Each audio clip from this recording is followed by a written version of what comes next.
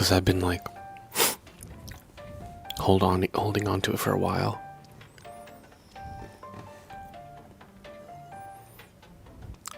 Also, I don't want Claude's first expensive mango experience to be like, it could be sweeter, you know? He deserves not just a juicy mango, but also a sweet one.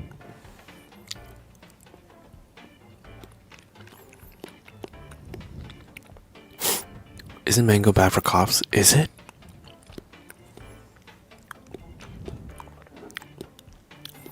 Maybe the sugars in the fruit might be bad for the cough. He's getting better though.